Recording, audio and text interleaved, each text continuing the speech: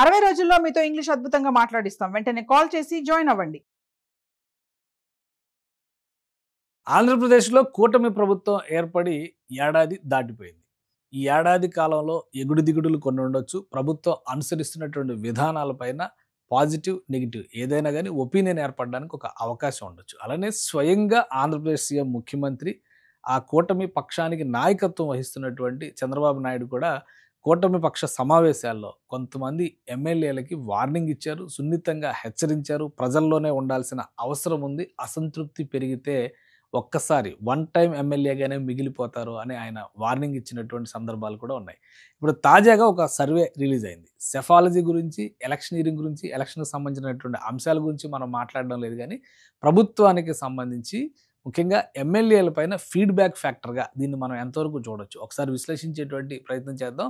ఆంధ్రప్రదేశ్, తెలంగాణలో మీడియాకి సంబంధించి, ఎన్నికల విశ్లేషణలకు సంబంధించి ఆత్మసాక్షి గ్రూప్ అనేక సర్వేలు చేసింది. అయితే ఆ సర్వేల హేతుబద్ధత, సక్సెస్ రేటు అనే విషయాలను పక్కన పెడితే కొన్ని అంశాల్లో మాత్రం వాస్తవానికి దగ్గరగా ఉండేటువంటి ఫ్యాక్టర్స్ కనిపించడం, ముఖ్యమంత్రి చేసినటువంటి వ్యాఖ్యలకి అనుగుణమైనటువంటి ఫలితాలు కనిపించడం, దీనివల్లనే ఈ సర్వేని మీ ముందుకు తీసుకొచ్చే ప్రయత్నం చేస్తున్నాను నేను. వాస్తవానికి ఈ సర్వేలో అనేక లోటుపాట్లు కనిపిస్తున్నాయి. ఎందుకంటే కొన్ని ప్రశ్నావళి కానీ లేదా వాళ్ళు చేసినటువంటి సర్వే కొంతమంది ప్రయోజనాల కోసం చేసింది కూడా అయి ఉండొచ్చు. కాబట్టి ఏ అంశాలు ఉన్నా కానీ అన్ని అంశాలను మనం పట్టించుకోవాల్సినటువంటి అవసరం లేదు. ఓవరాల్గా ప్రజాప్రతినిధుల పనితీరు, పర్ఫార్మెన్స్కు సంబంధించినటువంటి రేటింగ్స్ విషయంలో ఈ సర్వే ఏం చెప్పింది అనేది ఒకసారి విశ్లేషించే ప్రయత్నం చేద్దాం. ఇది మూడ్ ఆఫ్ ఆంధ్రప్రదేశ్ పేరుతో ప్రతిసారి వీళ్ళు రిలీజ్ చేసేటువంటి సర్వేనే ఇది. ఈసారి జులైకి సంబంధించి రిలీజ్ చేసిన సర్వే. ఇక ఈ రీసెర్చ్ మెథడాలజీకి సంబంధించి ఎన్ని ఫేజుల్లో సమాచార సేకరణ చేశారు, ఏ వర్గాలను విశ్లేషించారు, ఆ వర్గాల నుంచి సేకరించినటువంటి ప్రశ్నావళి ఏంటి, ఇవన్నీ కూడా ఇందులో పొందుపరిచారు. కాబట్టి ఇవన్నీ చూస్తే చాలా సుదీర్ఘమైనటువంటి అంశం అవుతుంది. కానీ క్లారిటీగా మనకు కావాల్సినటువంటి అంశాన్ని ఒకసారి విశ్లేషించి చూద్దాం. ఇందులో ఉన్నటువంటి ఫ్యాక్టర్స్, జిల్లాల వారీగా ఉన్నటువంటి ఎమ్మెల్యేలు, ప్రధానంగా వాళ్ళలో అసంతృప్తి ఎదుర్కొంటున్నటువంటి ఎమ్మెల్యేలు, ప్రభుత్వ వ్యతిరేకత ఫలితంగా ఇబ్బంది పడుతున్నటువంటి ఎమ్మెల్యేలు, దీనికి సంబంధించి ఒక zonalisation, red zone, orange zone, green zone అని చెప్పని ఒక వర్గీకరణ చేసింది ఆత్మసాక్షి గ్రూప్. ఆ సర్వేల్లో వచ్చినటువంటి ఫలితాలని ఒకసారి మనం చూద్దాం. Performance of the ministers in Andhra Pradesh including chief minister. So వాళ్ళకి సంబంధించి మొత్తం 25 మంది ఎమ్మెల్యేలు, మంత్రులు ముఖ్యమంత్రితో కలిపి ఇక్కడ ఉన్నారు. వాళ్ళందరూ పర్ఫార్మెన్స్కి సంబంధించినటువంటి రేటింగ్ ఇచ్చింది. రెడ్ జోన్లో ఉన్నటువంటి వాళ్ళు, అంటే ఇది ఒకటి మీరు గమనించాలి, టీడీపీ నుంచి ఉన్నవాళ్ళు, మంత్రులు ఎక్కువ మంది టీడీపీ నుంచే ఉన్నారు కాబట్టి వారిలో 9 మంది రెడ్ జోన్లో ఉన్నారని చెప్పని, ఒకరు బీజేపీలో, అసలు బీజేపీలో ఉన్నదే ఒకే ఒక్కరు సత్యకుమార్ యాదవ్ ఉన్నారు, ఆయన కూడా రెడ్ జోన్లో ఉన్నారని చెప్పని హెచ్చరిస్తోంది ఈ సర్వే సంస్థ. సో సత్యకుమార్ యాదవ్ ఒక్కరే బీజేపీ నుంచి మంత్రిగా ఉన్నారు. 9 మంది టీడీపీ నుంచి మంత్రులుగా ఉన్న వాళ్ళల్లో రెడ్ జోన్లో ఉన్నారు. జనసేన నుంచి 3 మంత్రులు ఉన్నారు. పవన్ కళ్యాణ్ ఉప ముఖ్యమంత్రిగా ఉన్నారు. అలానే కందుల దుర్గేష్, నాదెండ్ల మనోహర్ కూడా మంత్రులుగా ఉన్నారు.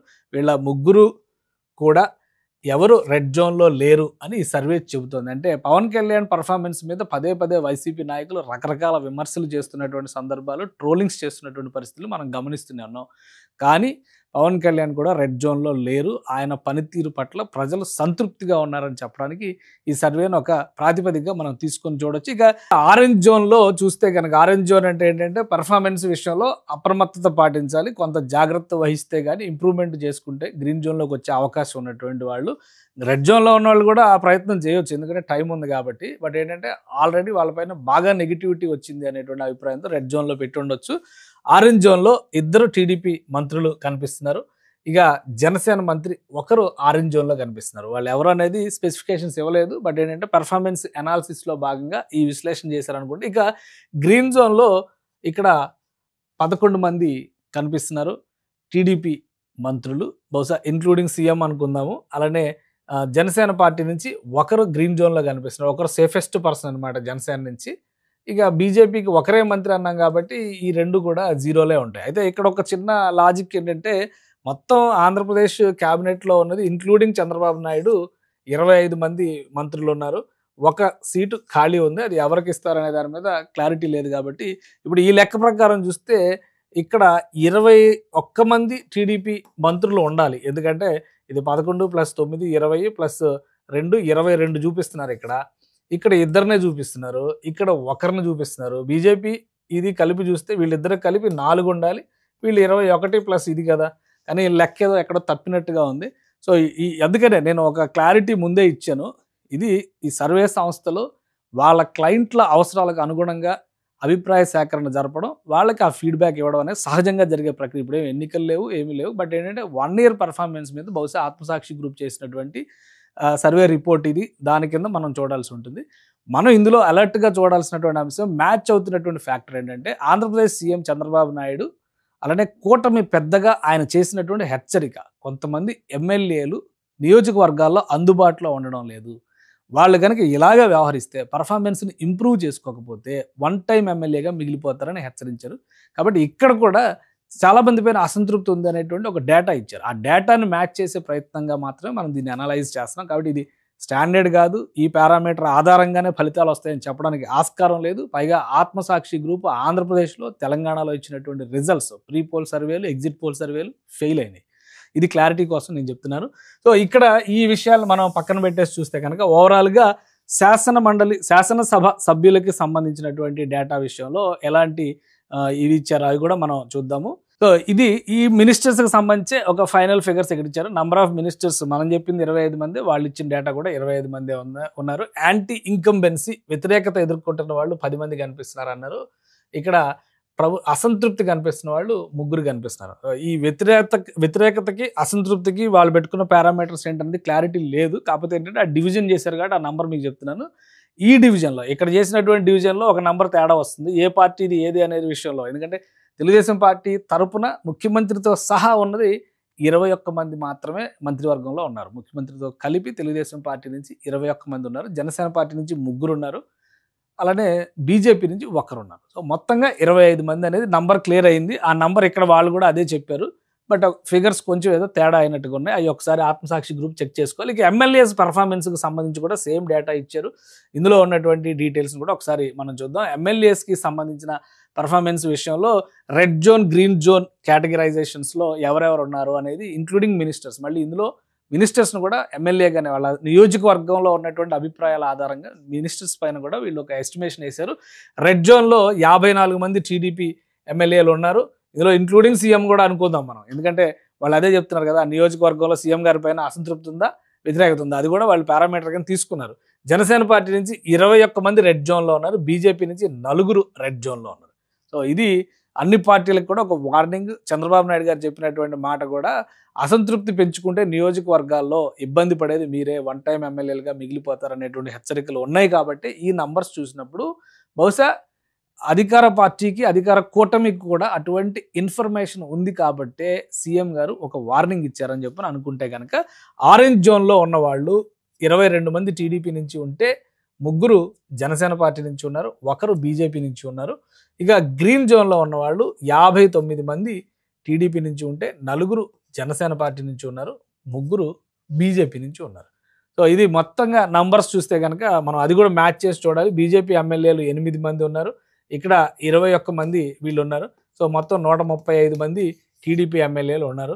సో ఆ నంబర్స్ విషయంలో మాత్రం ఒక క్లారిటీ ఉంది. కానీ అసంతృప్తిని ఎదుర్కొంటున్నటువంటి వాళ్ళ జాబితాలో ఇక్కడ మీరు చూస్తే 50-50 పోటాపోటీగా ఉన్నటువంటి పర్సంటేజ్. అంటే వీళ్ళు వేసినటువంటి అంచనా ప్రకారం ప్రభుత్వానికి అఖండ మెజారిటీ 93% ఓట్ షేర్ ఇచ్చినటువంటి, అంటే విక్టరీ ఇచ్చినటువంటి ప్రజలు ఏడాది కాలంలోనే అసంతృప్తికి లోనవుతున్నారు అనేటువంటి ఒక హెచ్చరికనైతే ఈ నివేదిక చెబుతుంది.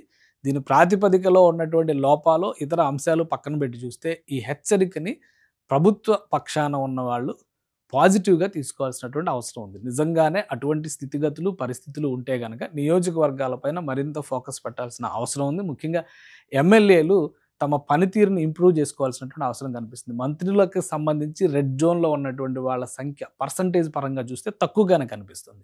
కానీ ఎమ్మెల్యేల విషయంలో మాత్రం దాదాపు 50% వరకు అక్కడ పోటీ పడుతున్నటువంటి పరిస్థితి ఉంది. ఇక్కడ తెలుగుదేశం పార్టీ నుంచి చూస్తే దాదాపు 45 నుంచి 50% మధ్యలో ఇక్కడ అసంతృప్తి ఎదుర్కొంటున్నారు. జనసేన పార్టీ నుంచి చూస్తే కనుక మోర్ దాన్ 60% ఇక్కడ వ్యతిరేకత ఎదుర్కొంటున్నారని చెప్పి ఇక్కడ ఒక 50% రెడ్ జోన్లోకి వచ్చేసారని చెప్పని హెచ్చరికలు చేస్తున్నారు. కాబట్టి ఏడాదిలో ఇంతటి వ్యతిరేకత ఉందా లేదా సమీక్షించుకోవాల్సినటువంటి అవసరం ఉంది అధికార కూటమి నాయకత్వానికి. అలానే దాన్ని మెరుగుపరుచుకోవడం ద్వారా ప్రజల మన్ననలు ఏ విధంగా పొందాలి, ఎందుకంటే ప్రజలు ఆశించింది ఏంటి, ఇవ్వడంలో విఫలమైంది ఎక్కడ అనే అంశాన్ని సమీక్షించుకోవాల్సినటువంటి అవసరం కనిపిస్తుంది. సో ఇక వీళ్ళు ఇచ్చినటువంటి టోటల్ డేటాను కూడా ఒకసారి మనం సమీక్షిద్దాం. ఇందాక ఆల్రెడీ మనం మ్యాచ్ చేసి చూసాం కదా మొత్తం టోటల్ టాలీని. ఇక్కడ తెలుగుదేశం పార్టీ 135, మనం అదే చెప్పాం. యాంటీ ఇన్కంబెన్సీ ఎదుర్కొంటున్న వాళ్ళు 54 మంది, డిస్సాటిస్ఫాక్షన్ ఎదుర్కొంటున్న వాళ్ళు 22 మంది అని తేల్చారు. జనసేన పార్టీ నుంచి 21 మంది మొత్తం గెలుపొందిన వాళ్ళు అయితే వాళ్ళ 14 మంది యాంటీ ఇన్కంబెన్సీ ఎదుర్కొంటున్నారు. 3 పైన మాత్రం అసంతృప్తి ఉందంటున్నారు. వైసీపీ విషయంలో ఇది చాలా ఆసక్తిగా ఉంది, ఎందుకంటే యాంటీ ఇన్కంబెన్సీకి అవకాశం లేదు. ఇది అసలు ఈ ప్రశ్న అర్ధరహితం అవుతుంది, ఎందుకంటే వాళ్ళు ప్రభుత్వంలో లేరు కాబట్టి. అసంతృప్తి విషయంలో కూడా 0 అనేది కొంచెం ఆసక్తికరంగా ఉంది, ఎందుకంటే వైసీపీ నాయకుల పర్ఫార్మెన్స్ను కూడా ఒక ఎమ్మెల్యేగా బేరీజ్ వేసి చూసినప్పుడు అసంతృప్తి అనేది ఖచ్చితంగా ఉంటుంది, ఎంతో కొంత అసంతృప్తి ఉంటుంది. ఏ నాయకుడికి సంబంధించినటువంటి విషయంలో అసంతృప్తి ఉంది అనేది కూడా ఒక క్లారిటీ ఇవ్వాలి. కాకపోతే నంబర్ చిన్నది, 11 మందే కాబట్టి ఈ 11 మంది ఇక నియోజకవర్గాల్లోనే అందుబాటులో ఉంటున్నారా అని అనుకోవడానికి ఒక ఆస్కారం కూడా ఉండొచ్చు. ఇక బీజేపీ వైపు నుంచి చూస్తే కనుక 8 మంది గెలిచిన వాళ్ళలో 4 పైన యాంటీ ఇన్కంబెన్సీ ఉంది. ప్రజల నుంచి అసంతృప్తి ఎదుర్కొంటున్నటువంటి వాళ్ళు ఒకరు కనిపిస్తున్నారని చెప్పని చెప్తున్నారు. సో మొత్తంగా టోటల్ 175 నియోజకవర్గాల్లో 72 నియోజకవర్గాల పైన వ్యతిరేకత కనిపిస్తుంది. నియోజకవర్గాల్లో ఎమ్మెల్యేల పైన వ్యతిరేకత కనిపిస్తుంది, ఇక్కడ అసంతృప్తి కనిపిస్తుంది 26 మంది పైన. సో ఇది వీళ్ళు ఇచ్చినటువంటి టాలీ. సో ఓవరాల్గా అసంతృప్తి అనేటువంటి ఫ్యాక్టరు ప్రభుత్వం ఎన్నికల్లో ఇచ్చినటువంటి హామీల అమలు అనేటువంటి అంశం పైన ఆధారపడి ఉంటుంది. కూటమి ప్రభుత్వం అధికారంలోకి వచ్చిన తర్వాత ఆర్థిక వ్యవస్థలు ఏ విధంగా ఉన్నా కానీ ఇచ్చిన హామీల్ని నిలబెట్టుకునేటువంటి క్రమంలో సాహసోపేతమైన నిర్ణయాలు కొన్ని తీసుకుందనే చెప్పాల్సి ఉంటుంది. మొదటి రోజు నుంచే పెన్షన్ స్కీమ్ అమలు చేయడం దగ్గర నుంచి ప్రభుత్వం ఇస్తున్నటువంటి అనేక సంక్షేమ పథకాలను కొనసాగిస్తూనే ఇన్వెస్ట్మెంట్స్ పైన, జాబ్ క్రియేషన్ పైన, డెవలప్మెంట్ పైన ఫోకస్ చేయడంలో మాత్రం కూటమి ప్రభుత్వం సక్సెస్ అయింది. సో దీనిపైన క్వశ్చన్స్లో కూడా, అంటే ఈ ప్రశ్నావళిలో కూడా వాటిపైన ప్రశ్నలు ఏవీ లేవు, అన్నీ అసంతృప్తికి సంబంధించినటువంటి ప్రశ్నలే ఉన్నాయి కాబట్టి నేను ఆ ప్రశ్నల జోలికి పోలేదు. ఇందులో కూడా కొన్ని లోపాలు ఉన్నాయి కాబట్టి ఈ సర్వే చేసినటువంటి సంస్థ ఆల్రెడీ కొన్ని రిజల్ట్స్ రివర్స్లో వస్తున్నాయి అనేటువంటి ఫలితాలు ఎస్టాబ్లిష్ అయిన తర్వాత కూడా ఏకపక్షంగా సర్వేలు చేసి మళ్ళీ అవి ప్రజల్లోకి పంపించేటువంటి ప్రయత్నం చేస్తే కనుక సర్వే సంస్థలకు ఉండేటువంటి విశ్వసనీయత కూడా దెబ్బతినేటువంటి ప్రమాదం ఉంటుంది. సో వాళ్ళు ఏ లక్ష్యంతో సర్వే చేశారనేది పక్కన పెడితే ఇప్పుడు వస్తున్నటువంటి ఫీడ్బ్యాక్ ప్రకారం అటు ప్రభుత్వ పెద్దగా ఉన్నటువంటి చంద్రబాబు నాయుడు గారు చేసినటువంటి వార్నింగ్, మరోవైపు నుంచి ఇటువంటి ఫ్యాక్టర్స్, ఈ రెండింటినీ బేరీజ్ వేసుకోవాల్సినటువంటి అవసరం కూటమి నాయకత్వంలో ఉంది. ఎమ్మెల్యేగా గెలిచినటువంటి ప్రతి ఒక్కరు కూడా రెండోసారి గెలవాలంటే తమ నియోజకవర్గంలో ప్రజలకి అందుబాటులో ఉండాలి. ఇచ్చిన హామీలు, చేసిన వాగ్దానాలు నెరవేర్చే దిశగా జరుగుతున్నటువంటి ప్రక్రియని ప్రజలకు వివరించేటువంటి ప్రయత్నం చేయాలి. వాటితో పాటు జరుగుతున్నటువంటి అభివృద్ధి ప్రణాళికల్ని ఖచ్చితంగా ప్రజలకు వివరించడంలో ప్రభుత్వ పక్షాన కూడా ఒక అడుగు ముందుకు వేయాల్సినటువంటి అవసరం ఉంది. నడిచింది కేవలం ఏడాది మాత్రమే, ఇంకా 4 సంవత్సరాల సమయం ఉంది. సో ఈ రెడ్ జోన్ భాగోతాన్ని సమీక్షించుకోవాల్సినటువంటి అవసరం అయితే ఖచ్చితంగా ఆయా నియోజకవర్గాల ఎమ్మెల్యేల పైన ఉంటుందని చెప్పని మనం భావించవచ్చు. ఇక ప్రభుత్వం పెద్దగానే కాకుండా పక్ష నేతగా కూడా చంద్రబాబు నాయుడు చేసినటువంటి వార్నింగ్, దీనికి కూడా రెండు కూడా దాదాపు ఒకే విధంగా కనిపిస్తున్నాయి కాబట్టి దీనిపైన ఖచ్చితంగా కూటమి నాయకత్వం సమీక్ష చేస్తుందని చెప్పని ఆశించవచ్చు.